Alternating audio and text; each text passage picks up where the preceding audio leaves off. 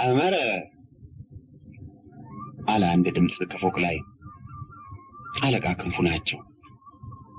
አእመረ አለ ተቀባዩ ተማሪ ከመሬት።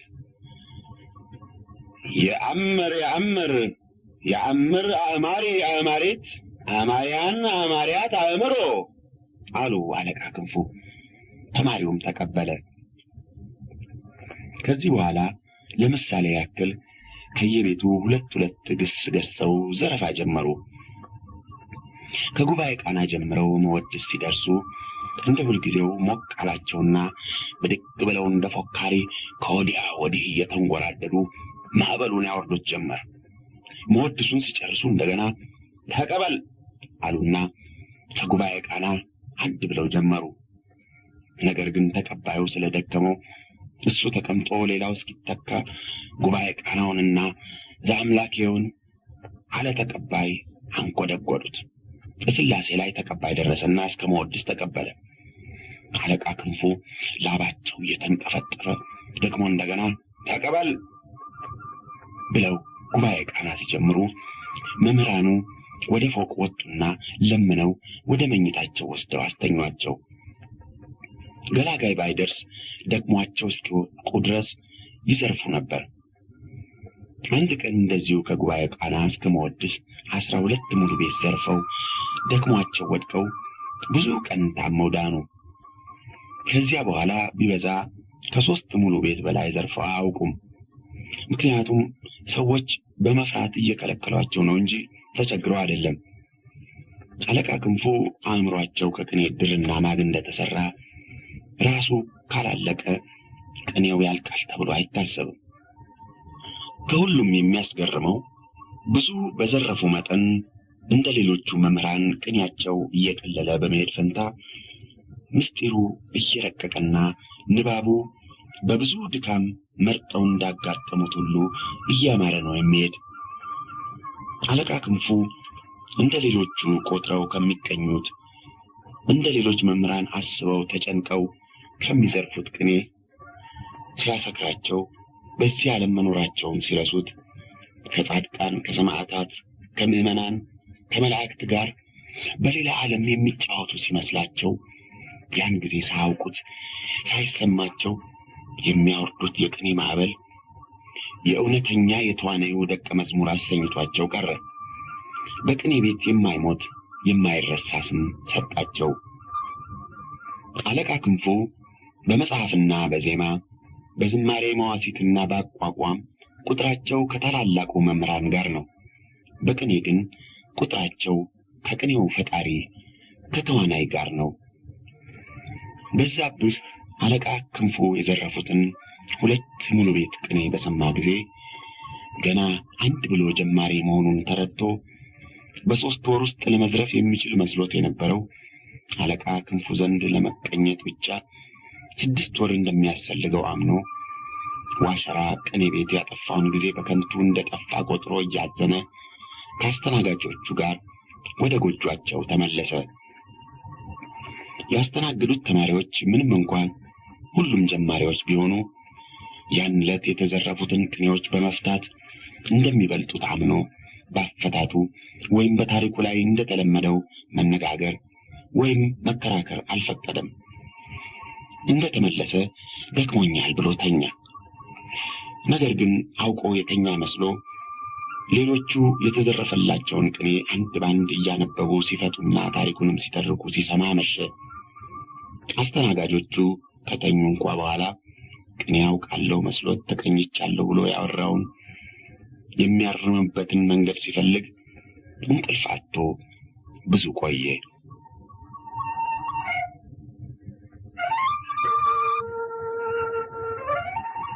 በበነጋው በዛብህ ከአለቃ ክንፉ ጋር ለመገናኘት ቢሞክር ጊዜያቸውን በሙሉ ቅኔ ለሚነግሩትና መጽሐፍ ለሚቀጽሉት ዝማሬ መዋሲትም ለሚያሄዱት መድበው ሰጥተው ስለነበረና እንዲሁም ማታ ዘረፋው የሳቸው ስለነበረ ሳይመች ቀርቶ በ3ኛው ቀን እንዲገናኝ ተቀጠረ። በቀጠሮው ከመምህራኑ አንዱ እየመራው አለቃ ክንፉ ወዳሉበት ፎቅ ፊትና ኋላ ሆነው በዚያ የተሰራበት ዘመን በተረሳ አሮጌ መሰላል ሲወጡ የጩኸቱ ብዛት እንኳን ፎቅ ላይ ያለ ከአጥር ውጭ የተኛ ሰው ከእንቅልፍ ያነቃ ነበር። መሰላሉን ወጥተው አንዲት ትንሽ ጓዳ በር ሲደርሱ መሪው ወደ ኋላ ቀረና በዛብህን ወደ ውስጥ ገፍቶት ተመለሰ። ጓዳዋ ከዳር ዳር የፍየል ቆዳዎች ግጥም ብለው ተነጥፈውባታል። በአንደኛው ማዕዘን አለቃ ክንፉ ወፍራም ነጭ ጋቢ ለብሰው ነጭ ጭራቸውን ይዘው በፊታቸው በአትሮንስ ላይ አንድ ትልቅ መጽሐፍ ዘርግተው ተቀምጠው ይመለከቱ ነበር። በዛብህ ገብቶ ቆሞ አለቃ ክንፉ ሳያዩት መጽሐፋቸውን እየተመለከቱ ግንባራቸውን ቁጥር ፈታ እያደረጉ አንዳንድ ጊዜም ሳቅ ሲሉ አየና እሱም ሳቅ መጣበት። ነገር ግን እንደምንም ሳቁን አግዶ ምን አይነት ጉድ ናቸው እያለ ሲያስብ ብራና በሚገለብጡበት ጊዜ ቀና ቢሉ ለፊታቸው ቆሞ አዩትና ምን ተሻለህ ወንድም አሉት። ለትምህርት የመጣሁ እንግዳ ነኝ፣ ለመገናኘት ዛሬ ቀጥረውሃል ብለውኝ ለዚሁ ነው አሁን የመጣው። እኔ ነገር ረስቼው እኮ አለሁ። ከዚህ መጽሐፍ ጋር እየተጫወትኩ ብዙ አቆምኩ አሉ አለቃ ክንፉ። የለም የኔታ ብዙ አልቆምኩም። ድንቅ ድንቅ ድንቅ ከወዴትስ አመጣህ? አገሬ ማንኩሳ ነው። አሁን ግን የመጣው ከደብረ ወርቅ ነው። ደብረ ወርቅሳ ለምን ሄድ? መጽሐፍ ለመቀጠል ቀና ሐሳብ?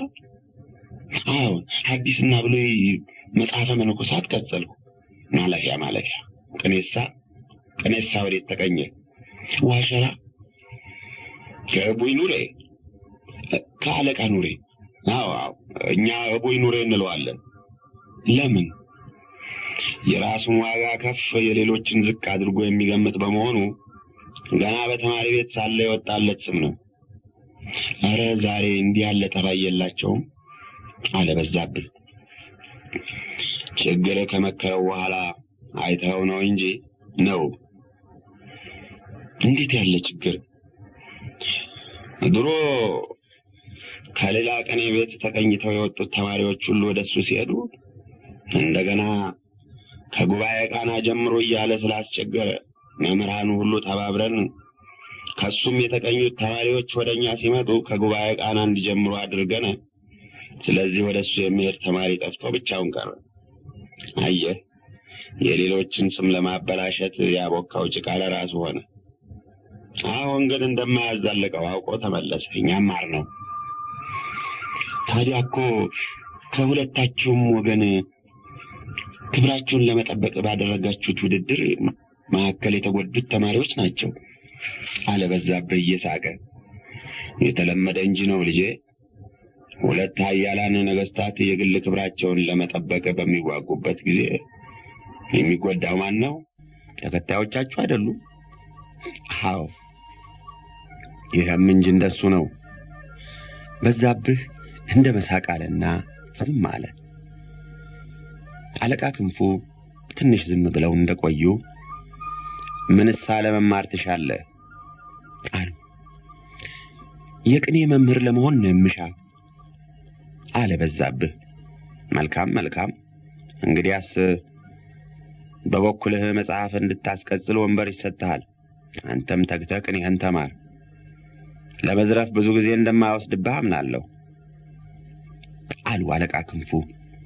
በዛብህ እጅ ነስቶ ወጣ። ከዚህ በኋላ መጽሐፉን እያስቀጸለ እሱም በበኩሉ ቅኔውን እየተማረ ተቀመጠ። ተማሪዎቹ ማታ ቁራሽ ለምነው ሲመለሱ አዋጥተው ቢያንስ የኮፋዳ ግማሽ ቁራሽ ይሰጡታል። ይህም ንፍሮና ቆሎው ሳይቆጠር ነው። እንዲሁም አንዱ ተማሪ የሰራለት የሰሌን ምንጣፍ፣ አንድ አሞሌ ጨው፣ ሁለተኛው ተማሪ የሰራለት የሰሌን ጥላ አሞሌ ከግማሽ ስለተሸጡ በሁለት አሞሌ ከግማሽ ተልባውን አሸምቶ እንጀራ በተልባው እየተመገበ ልብሱን ተማሪዎቹ እያጠቡለት እግሩንም በየተራ ተማሪዎቹ እያጠቡት አንድ ጎጆ ለብቻው ይዞ በተማሪ ደረጃ ሲገመት ከፍ ያለ ኑሮ ይኖር ጀመር። በ3 ወሩ ቅኔ መዝረፍ ቻለ። ነገር ግን በመጀመሪያ እንዳሰበው ቅኔ መዝረፍ እንደቻለ ወደ አዲስ አበባ በመሄድ ፈንታ ዲማ እንደገና 1 ዓመት ጨምሮ ቅኔውን ለማበርታት አሰበ። በማከሉም ተክለ አልፋ ደረሰ። ተክለ አልፋ በታኅሳስ 8 ቀን የሚውል የዲማ ዓመት በዓል ነው። ክብረ በዓሉን ለማየት ከቅርብና ከሩቅ የሚመጣው ሕዝብ ቁጥሩ ይህን ያክል ነው አይባልም። የዋዜማው ዕለት ጠዋት አለቃ ክንፉ አስጠርተው ዛሬ ማታ ዋዜማ፣ ነገ ዕጣነ ሞገር የምትቀኝ አንተ ነህና እንድታስብበት አሉት። ብዙ ጊዜ እዚህ የቆዩ መምህራን እያሉ ይህን ክብር ትናንት መጥቼ ለእኔ ሲሰጡኝ እንዳይቀየሙ ቀደም ብለው ከመጡት ለአንዱ ቢሰጡ ይሻላል የኔታ አለ በዛብህ። ተባረክ ልጄ፣ ባለ ትሕትና ነህ።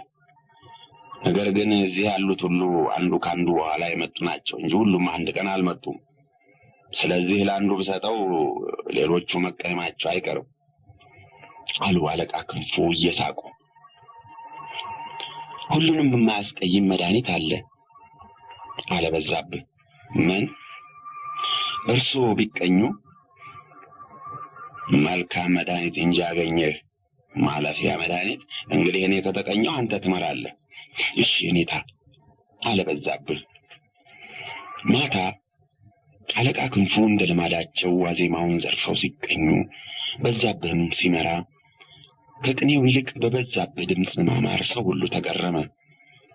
ካህን በካህን አፍ ተመስግኖ የማያውቀውን ያን ዕለት ካህናቱ ሳይቀሩ በዛብህን አመሰገኑት።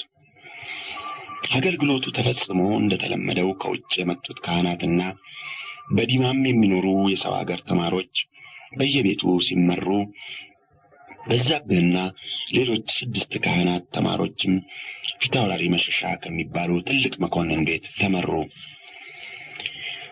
በፊታውራሪ መሸሻ ቤት የተጠራው ዘመድና ዓመት በዓል የሰበሰበው እንግዳ በሰፊ አዳራሽ ግጥም ብሎ ሞልቶ መብል መጠጡ በታላቅ ልግስና ሲሰጥ አመሸ። ከግብር በኋላ እንደገና መጠጥ እየተጠጣ ጎበዛዝት በአንድ በኩል ዘፈን ጀመሩ። ካህናቱም በበኩላቸው ማህሌተ ገንቧቸውን ይወርቡ ጀመር። በመጀመሪያ ሌሎች ካህናት በየተራ አውራጆች ሆነው በዛብህ ከተቀባዮቹ ጋር ሆኖ ሲቀበል ቆየ። በኋላ እሱ ማውረድ ሲጀምር በአዳራሽ ውስጥ የነበረው ጫጫታ ትንሽ በትንሽ ጸጥ እያለ ሄደ። ይዘፍኑ የነበሩትም ጎበዛዝት ዝም አሉና ሁሉም የካህናቱን ወረብ ይሰሙ ጀመር። ከድምፁ ግጥሙ፣ ከግጥሙ ድምፁ እንዴት እግዚአብሔር አሟልቶ የሰጠው ነው ባካችሁ አሉ ወይዘሮ ጥሩ አይነት የቤቱ እመቤት። አንዱን ግጥም ጨርሶ ተቀባዮቹ በሚቀበሉበት ጊዜ አዳራሹን የመላው ሰው ሁሉ በሙሉ ያጨበጭብ ነበር።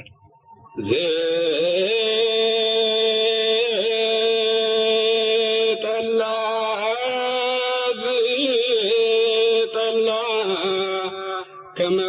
ከመወይን ጣዕሙ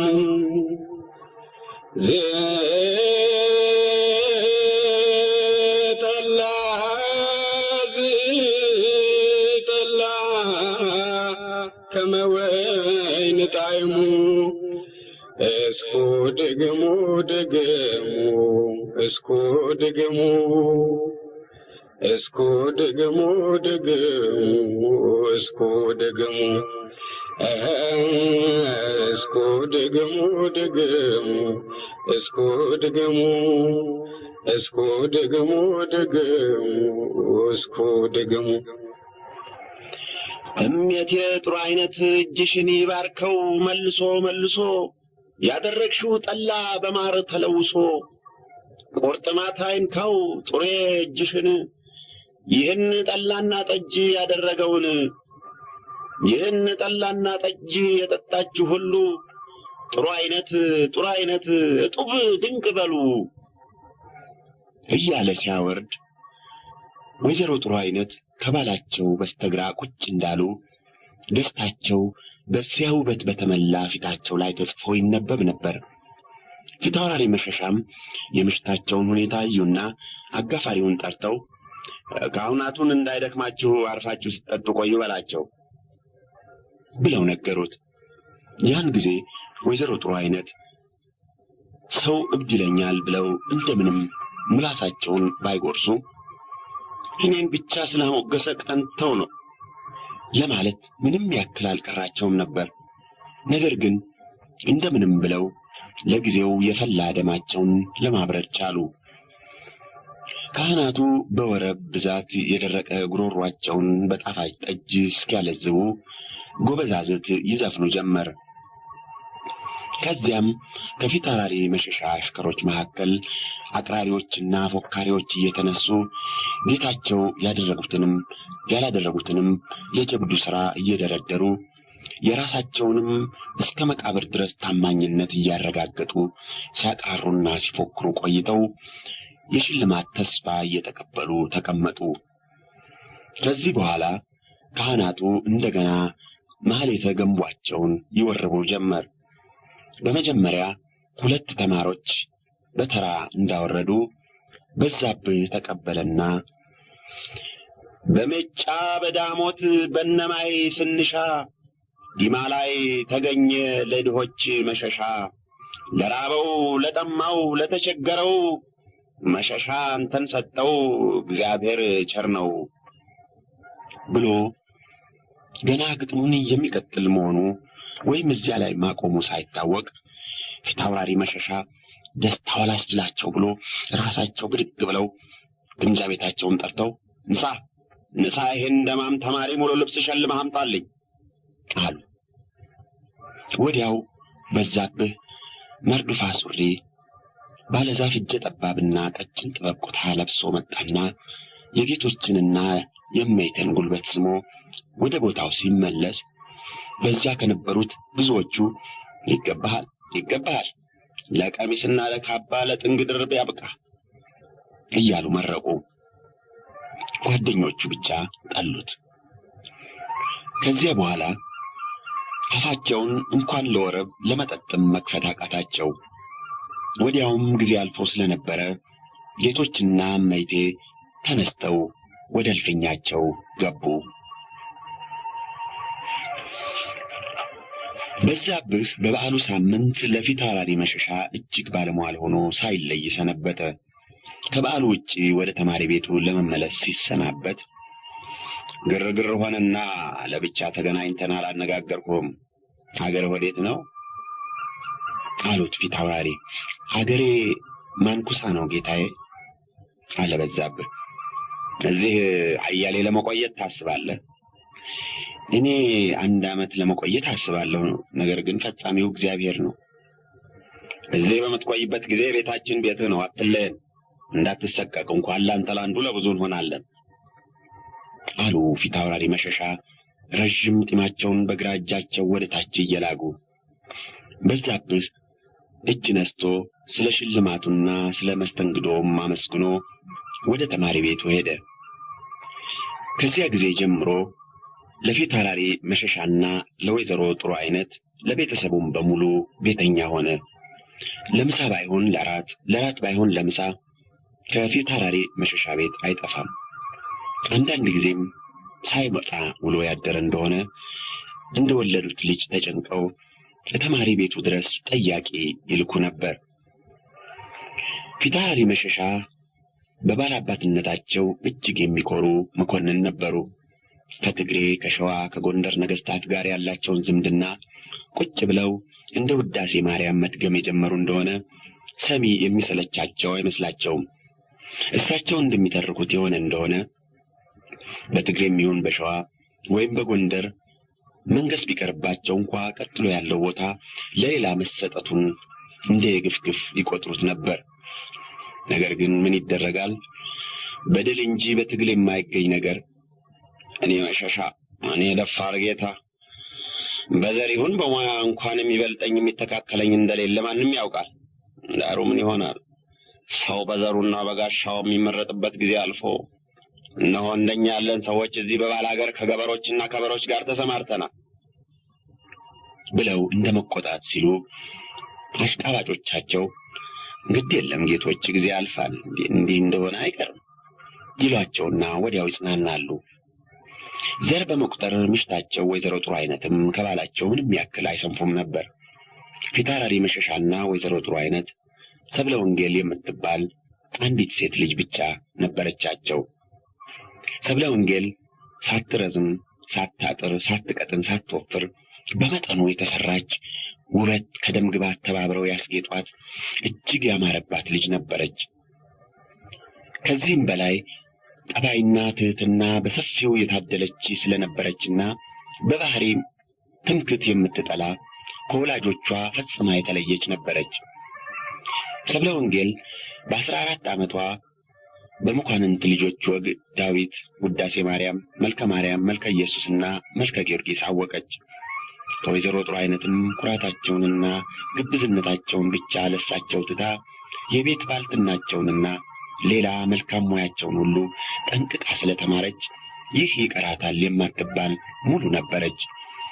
ስለዚህ በዲማና በአካባቢው የሚያውቋት ወይም ወሬዋን የሰሙ መኳንንት ሁሉ ገና 11 ዓመት ሲሆናት ጀምረው ልጆች የነበሯቸው ለልጆቻቸው፣ ልጆች ያልነበሯቸው ለዘመዶቻቸው ደጅ ይጠኑ ነበር። ነገር ግን ወላጆቿ እንደ ሾህ አጥር ዙሪያዋን ከበው እየተከላከሉ ውበቷ የጠራቸው ጎበዛዝት ሁሉ ጎምዥተው ዳር ዳር ሲዞሩ ያቺ ያማረች የጋመረች የገነት ፍሬ የመባያዋ ወራት አለፈ። ፊታውራሪ መሸሻና ምሽታቸው ወይዘሮ ጥሩ አይነት በዘር ያክለናል ይመስለናል የማይሉት ሰው ልጃቸውን ለጋብቻ ሲጠይቅ እንኳንስ ሊሰጡ መጠየቃቸውን እንደ ብርቱ ውርደት እየቆጠሩት እጅግ ያዝኑ ነበር። ወየው ጉድ! ጆሮ አልሰማም አይልም እኮ እናንተ ይላሉ ፊታውራሪ መሸሻ ከውጭ ሲገቡ። ዛሬ ደግሞ ምን ሰሙ ጌታዬ ይላሉ ባለቤታቸው ወይዘሮ ጥሩ አይነት። ቀኛዝማች ገሌ ሰብለ ወንጌልን ለልጁ ለመነኝ። ቀኛዝማች ገሌ የማን ልጅ ነው? አባቱን እንኳን እኔ እሱማ አውቀው። ትልቅ ድፍረት ይላሉ ወይዘሮ ጥሩ አይነት። ግራዝማች ገሌ ልጅህን ስጠኝ አለኝ እኮ ጥሩ። የማን ልጅ ነው ጌታዬ? አባቱ ሰው አይደለም ገበሬ ነው። ይህን ሳልሰማ በሞትኩ። ፊታውራሪ ገሌ ልጅን ለልጁ ለመነኝ። የማን ልጅ ነው? አባቱ መጫኛ ነካሽ ነጋዴ ነበር። ምን ነው ከምታሰድበን ባልተወለደች። ባላምበራስ ገሌ ልጅህን ስጠኝ ብሎ አማላጅ ላከብኝ እኮ። ወይ ጊዜ! የማን ልጅ ነው? አባቱ ብዙ ላም የነበረው ባላገር ነበር። እሱ ሲሞት ላሙን ሁሉ አውርሶት ሞተ። አሁን አጓቱን በፉጋ እየጠጣ ሆዱ ሲነፋ ጊዜ ከሰው እኩል የሆነ መስሎት ይኸዋ የእኛን ልጅ ለምን ጀመር? ይበለን፣ ኧረ ይበለን። ሲያንሰን ነው። ለቀን ሰው ወዳለበት እንዳንሄድ እንደታሰርን ሁሉ ይህን ሀገር መልቀቅ አቅቶን የባላገር መጫወቻ ሆን ይላሉ ወይዘሮ ጥሩ አይነት እንባ እየተናነቃቸው። አይ አንቺ ነገር ሰው ወዳለበት የምትይ ዛሬ ሰው ምርት አልቆ ግርዱ በቀረበት ዘመን ምን ሰው አለ? የትም ብትሄጂ ቢበዛ አባት እንጂ አያት ያለው ሰው ይገኝ መሰለሽ?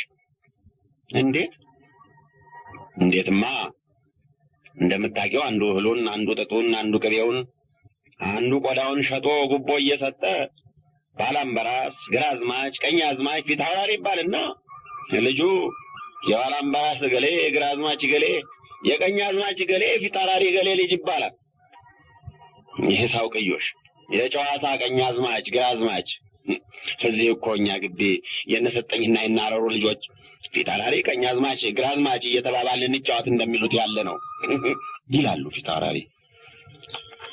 ፊታውራሪ መሸሻና ወይዘሮ ጥሩ አይነት እንደዚህ እየተወያዩ እውነትሽ ሲባባሉ ልጃቸው ሰብለ ወንጌል ሳታገባ 24 ዓመት አለፋት። 16 ዓመት እስኪሆናት ድረስ ጠያቂዋ አባት እናቷን እረፍት ከልክሏቸው ነበር። ከዚያ በኋላ ግን ትንሽ በትንሽ እየተረሳች ሄደች። አንዳንድ ጥያቄዎች እንኳን አልፎ አልፎ ቢመጡ አንዳንድ ጊዜ እንደሚደረገው ቆሞ ቀር ከሚባሉት ተቆጥራ በፈትነት እንጂ በልጃገረድነት ስርዓት ለማግባት የሚጠይቅ ጠፋ። ሰብለ ወንጌል ባል ሳታገባ ጊዜዋ በማለፉ የመንደሩ ሰው ሽሙጥና ሐሜት በሄደችበት ሁሉ አንገቷን ቀና አድርጋ ሰው ለማየት ያሰቅቃት ነበር።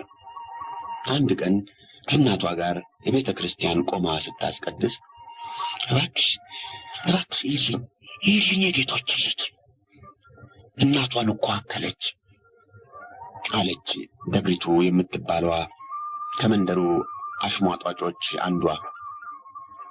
ምን እናቷን አከለች ያለሽ? ከእናቷ በለጠች በይ እንጂ ዳሌዋንና ደረቷን አታይም?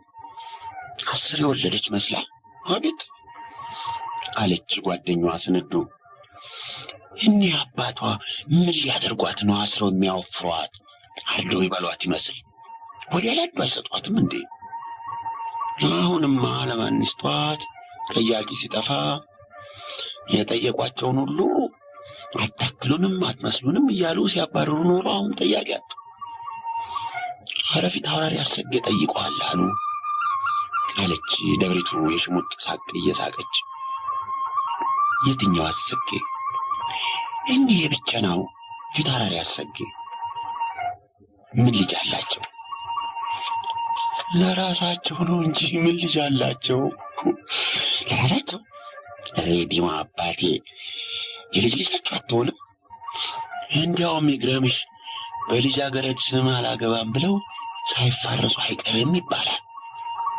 ኧረ ባትፋረሱ ምን በወጣት አንዲት ፍሬ ልጅ ሞት የረሳቸው አሮጌ ሰብሳቢ መሆኗ አባቷ ቤት ብትቀመጥ ምን ይጎድልባታል? የምትኖርበት ሳያስመኝም ስቃይ ነው አሉ። ይሁን እንጂ መቃብር ይመስል የሞተ ሽማግሌ ከመሸከም ያው የምትኖርበቱ ስቃይ ይሻላል። ኧረ እባክሽ የጌታ ልጅ ናት፣ ምን ስቃይ ይኖርባታል? ስቃዩስ ይህ ነው አይባልም አሉ። ያቺ የዓመቴ ልጅ የኔ ልጅ የቱኔ ጓደኛ ናት። የቤታችን በመጣች ቁጥር ስትነግረን ይገርመናል። እኔማ የእሷን ታሪክ ስሰማ ደሃ አድርጎ የፈጠረኝን አምላክ አመሰግናለሁ። እንዴትማ ይውልሽ ከአሽከሮች እንኳ ከሴቶች በቀር ወንዶች እሷ በምትኖርበት ቤት አቅራቢያ የታዩ እንደሆነ እነሱም እሷም ወዮላቸው። አሁን እንደምታያት እንዲሁ ቤተ ክርስቲያንና ዘመዶቿ ቤት ካልሆነ ወደ ሌላ ወጣ የሰው ፊት ለማየት አይፈቅድላትም። ለዚያውም ቢሆን እንደ እስረኛ ዘወትር በዘበኛ ተከባ ነው። ከቤቷ ወጣ አጥር ውስጥ እንኳን ስትዘዋወር አባቷ ወይም እናቷ ያዩዋት እንደሆነ ማን ጠራሽ፣ ማንን ትጠብቂያለሽ እያሉ በሰው ፊት ሳይቀር ያዋርዷታል። ታዲያ እሷ የእድሜ ጓደኞቿ እንደልባቸው ሲሆኑ እያየች አትበላ አትጠጣ ዘወትር ማልቀስ ብቻ። ስንቱን ልንገርሽ፣ ያችን የዓመቴን ልጅ አግኝተሻት አንድ ቀን ባወራች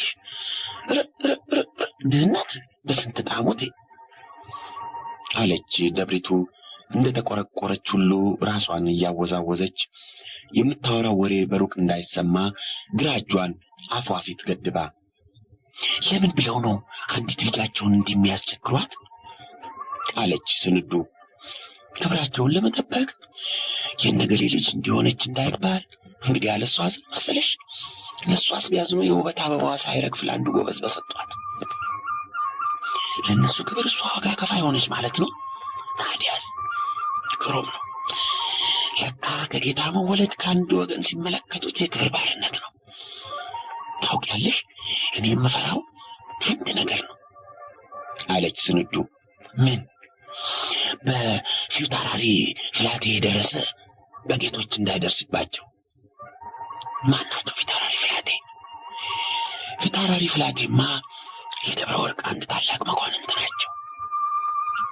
የመጀመሪያ ባይና ብርቼ 2 ዓመት ደብረ ወርቅ በተቀመጥኩበት ጊዜ ቤታችን ግቢያቸው አጠገብ ስለነበር አልፎ አልፎ ከተማዋ የማይሰማውን ጠዋት ማታ የሚላስ የሚቀመሰውን እናውቅ ነበር። ስራዬ ቤት ያለበት ቤት እንዴት እንደሆነ ታውቅ የለም? የሰው ቤቶች እኮ ጌቶቻቸው ያሉትንና ያደረጉትን ከሌሎች ቀድሞ ማውራት የባለሟልነትና የታላቅነት ምልክት ነው። ታዲያ ይኸውልሽ ወደ አይነተኛው ነገር እንመለስ። እኒፊታሪ ፍላቤ መልኳ ያማረ የደረሰች ልጅ ነበረቻቸው። እንዲህ እንደ ጌቶች ያችን ልጅ እልፍኝ ዘግተው ማንን አየሽ ማንን አነጋገርሽ እያሉ ሲያስጨንቋትና ሲያስለቅሷት በመጨረሻ ከአገልጋያቸው አርግዛ ስለተገኘች እሱም ገርፈው አስረው እሷን በስውር ሜጫ ዘመዶች አሏቸው ወደዚያ ሰደዷት። ነገር ግን ክፉ ስራ ሰርቶ ከመሸሸግ አለመስራቱ ይቀላል እንደሚባለው ታያት ነገሩ ወዲያው ተገለጸና የደብረ ወርቅ ሕዝብ አራት ሙሉ ዘፈነበት። ወይ ውርደት፣ ወይ ውርደት! አባት እናቷ እንዴት ያፍሩ እባክሽ! እኔ በልጅቷ አልፈርድም። ራባት እንጀራ በወጥ ለመብላት ብትፈልግ አጣች። ስለዚህ በቅርቡ ያገኘችውን ቆሎ ሰረቀች